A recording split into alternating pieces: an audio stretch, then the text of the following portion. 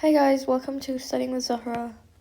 Today I'm going to be doing Sociology, Social Stratification, and let's get right into it. Okay, so for starters, we're going to start with the cycle of poverty. So,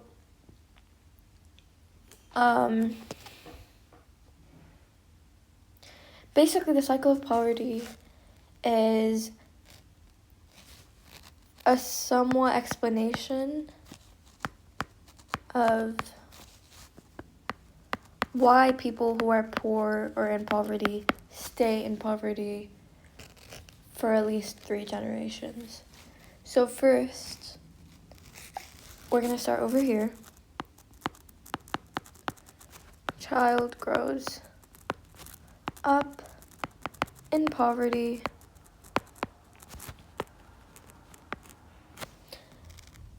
disadvantaged,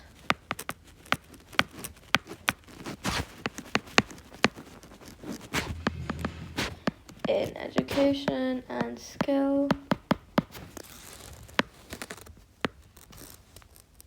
struggles to get a job,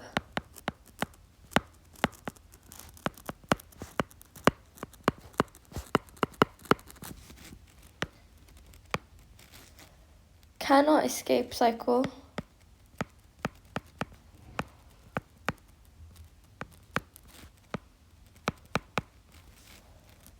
and then family in poverty.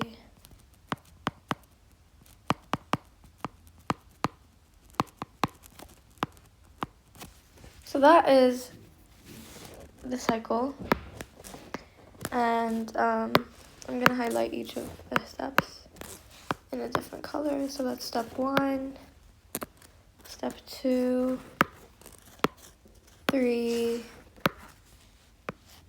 4,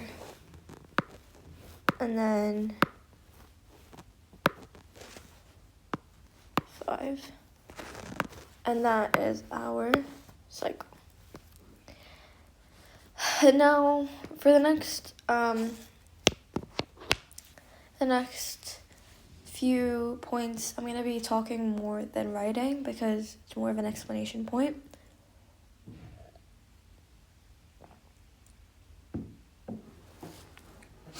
Okay, we're going to basically be going over this cycle in a bit more depth. So poverty is a complex phenomenon, and it does not have a single cause. There are multiple reasons for people being in poverty. The first one is being born into a family living in poverty, not having opportunities to gain qualifications or employment to improve the situation that you're in, not having paid work or a source of income, being in low paid work. Welfare benefits are not sufficient to help people move out of poverty. And the adult is more likely to live in poverty if they were born into poverty. The cycle of poverty refers to families that have been in poverty for at least 3 generations, and the factors that cause their poverty don't change, but they instead keep them in poverty. For example, a child born into poverty would probably perform bad at school, and as a result, they won't gain the skills and qualifications that they need to move up the social ladder, the social class ladder. And many poor people don't have the resources to get out of poverty, and they suffer disadvantages that will keep them in poverty. So, for example, they lack social and cultural capital as well as money. And the children of wealthy parents are likely to become wealthy adults because, I'm just going to give a random example. Someone who's wealthy will probably, if they're doing bad at a subject, for example, math, okay, and you have a wealthy kid and a poor kid, and they're both doing equally bad at math. However, the wealthy kid, his parents can afford to give him a tutor and pay for, after school tuitions and that kind of stuff. The poor kid's parents can't. They can barely provide for their family. And as a result, the wealthy kid is going to end up doing better. So it's really difficult, and some might even say it's impossible for poor people to change their situation. Because, as mentioned before, they don't have the opportunities, they don't have the resources that are necessary for them to escape from poverty. And this is known as the poverty trap. So the poverty trap, I might write this down because it's a key point. And, oh no. In the sociology papers, the first two questions are always going to be definitions.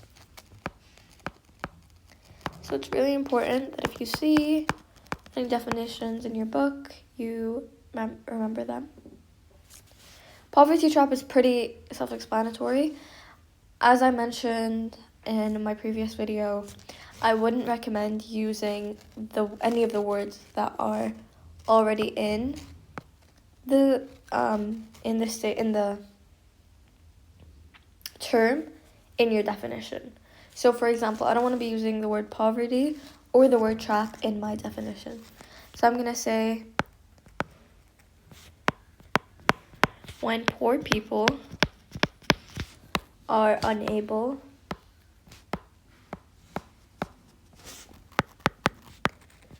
to escape from being poor.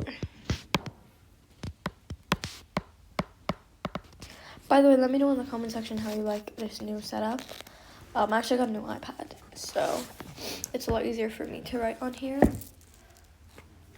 Okay, and the cycle of poverty, the definition is when poor families become trapped in poverty for at least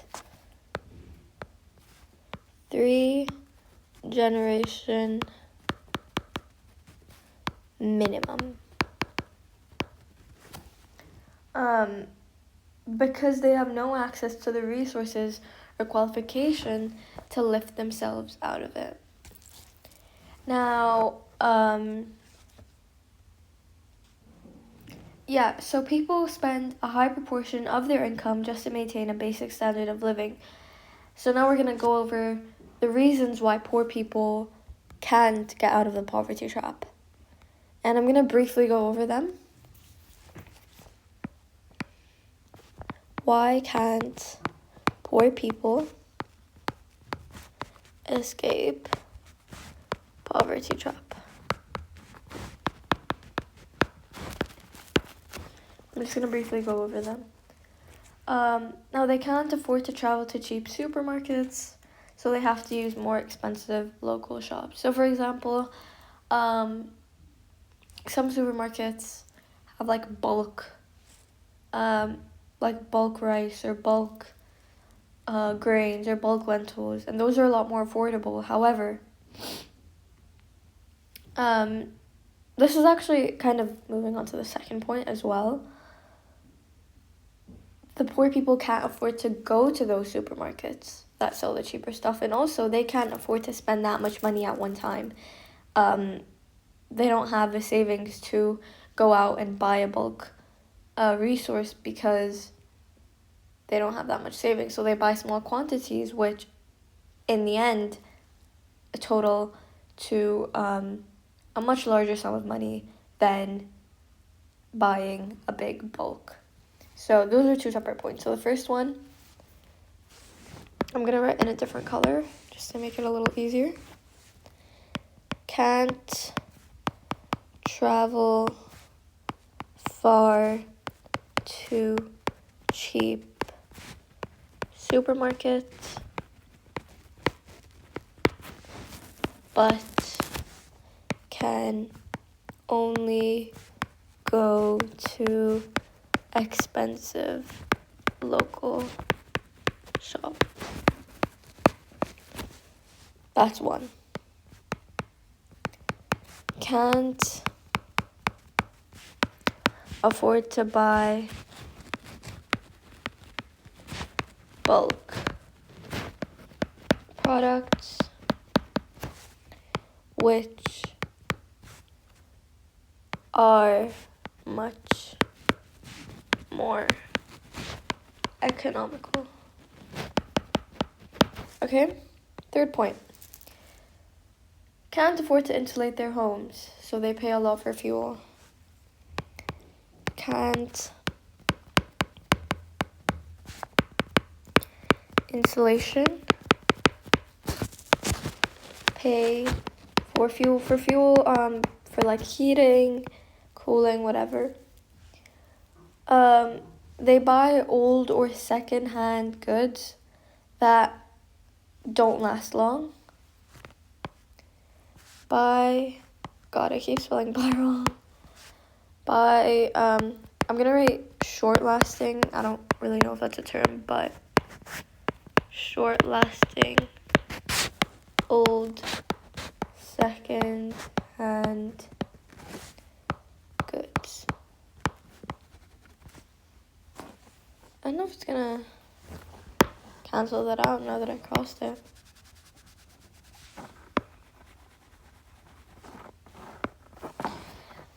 But yeah, and then there's a couple more points that I'm just gonna go over orally because you don't need to know that many. They can't afford facilities that would enable them to take up opportunities. For example, they have to pay a childminder so they can work longer hours. They may be unable to borrow from the bank due to their lower and stable income. So they might have to borrow money from someone with high interest rates. I'm going to try and go over the next few points a little faster. Another explanation is a culture of poverty, and this is generally something that functionalists might believe in. And functionalists believe that people are poor because out of choice. People are poor because they're lazy and because they don't want to work hard. And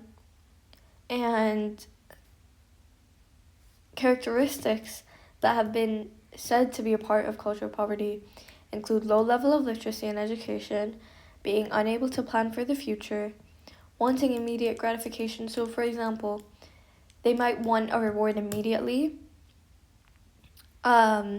instead of later on.